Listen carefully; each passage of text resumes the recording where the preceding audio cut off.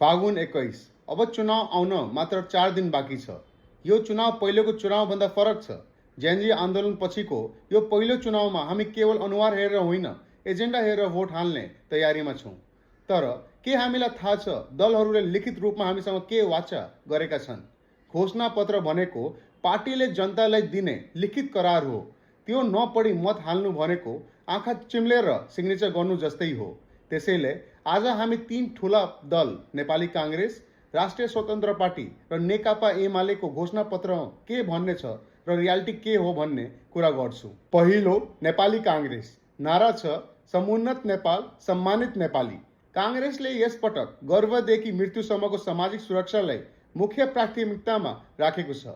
स्वास्थ्य, 73 वर्ष माथिको ज्येष्ठ नागरिक र 3 वर्ष मुनिका बालबालिकालाई पूर्ण निःशुल्क उपचार, हरेक नागरिकलाई स्वास्थ्य बिमामा अनिवार्य समेट्ने, शिक्षा कक्षा 12सम्म निःशुल्क एजुकेसन र 80% सामुदायिक विद्यालयमा उच्च गतिको इन्टरनेट, प्रविधि र सुशासन, सरकारी सेवा पूर्ण डिजिटल बनाउने, सबै अनुदान र भत्ता सिधा ब्याङ्क खातामा पठाउने, भ्रष्टाचारमा कडा निगरानी, अर्थतन्त्र, निजी क्षेत्रलाई अगाडि सारेर 5 वर्षमा सूचना प्रविधिको एक्सपोर्टलाई जीडीपीको 5% पुर्याउने।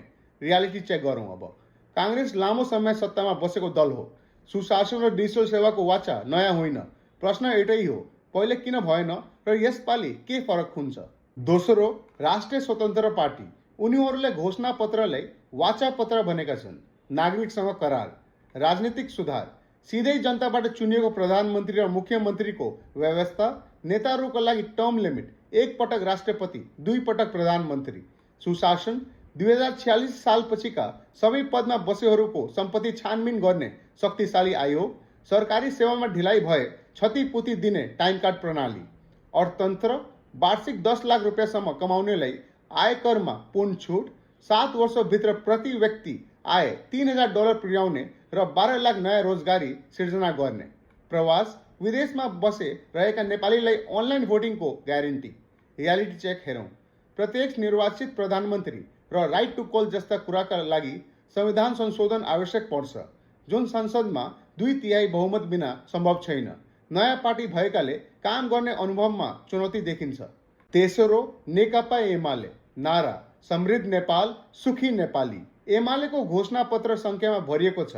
मुख्य वाचाहरू तत्काल गर्ने काम, सरकार बनेको पहिलो वर्षमै भदौ 2082 अघिको 25,000सम्मको ऋण मिनाहा गर्ने, क्षतिग्रस्त सरकारी भवनहरूको पूर्ण निर्माण गर्ने, युवा र डिजिटल, 18 देखि 28 वर्षका युवालाई मासिक 10 GB निःशुल्क इन्टरनेट र स्टार्टअपका लागि $10,000 को कार्ड, मजदुर र महिला न्यूनतम तलब महिनाको 25,000 पुर्याउने, सुत्केरी महिलालाई 20,000 पोषण भत्ता।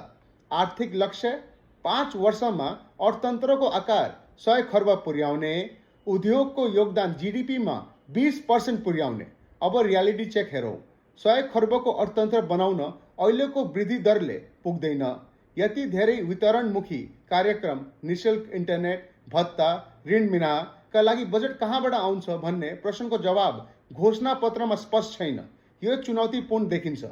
3वटा पार्टी, 3वटा फरक बाटो।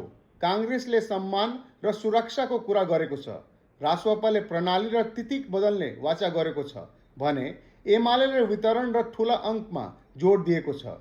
सपना सबैको राम्रो छन्, तर कुन सपनाको जग दह्रो छ त्यो सोच्ने पालो अब तपाईँको हो। भोट हाल्न अघि अनुहार होइन, योजना र काम गर्ने क्षमता हेर्नुहोस्। तपाईँको एउटा सही छापले आगामी 5 वर्षको देशको दिशा तय गर्नेछ। फागुन 21 मा विवेक प्रयोग गरौँ। जय नेपाल।